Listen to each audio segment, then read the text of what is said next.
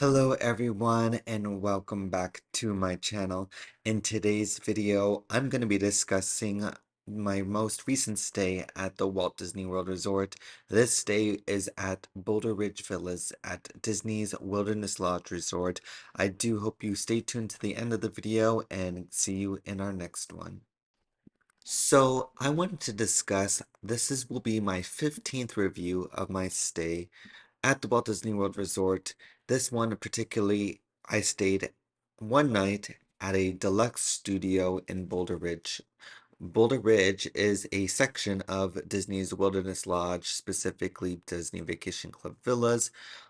It is about five-story building nestled outside of the main lodge area.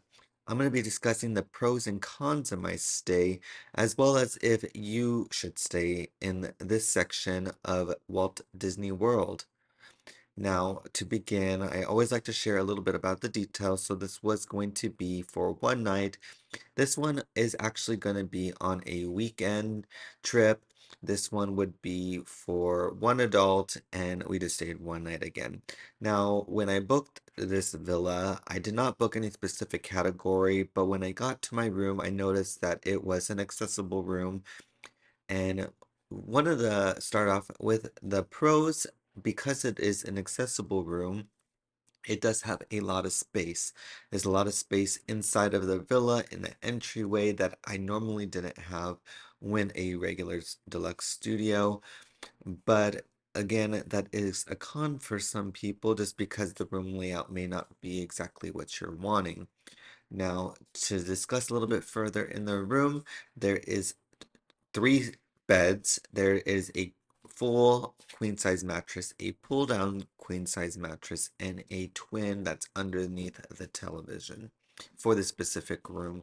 The bathroom, because it is an accessible room, is just one open area with a shower and a toilet, as well as a kitchenette, and then you have the living space. I am going to show some video of the room just so you can kind of see a little bit about the room.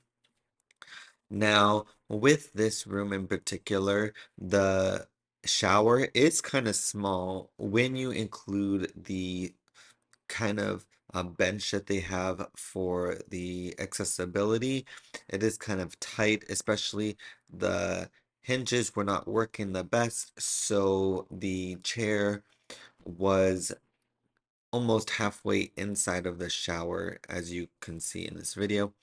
Another thing that I did want to point out is that when you enter or leave the room and you start to open the door, it will fully open, and that is good for accessible friends. But one thing I did notice is that did not want to leave the area, or when you're entering into your room, you just have to be careful that no one follows you in, just because the door will stay open for a lot longer. It will automatically shut, but it will be a lot slower than a normal room.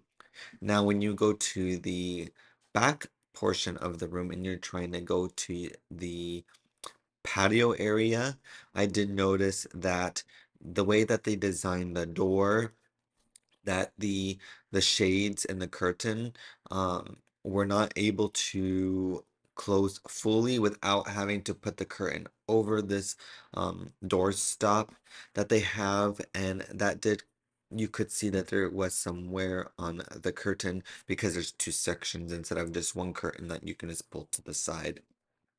Now, a pro with this room, because of being accessible, that the bed is a lot lower to the ground, and I actually did prefer that. Yeah, I didn't really need any storage underneath the bed, but it could be a con for individuals that don't have or do have some luggage that they need to store.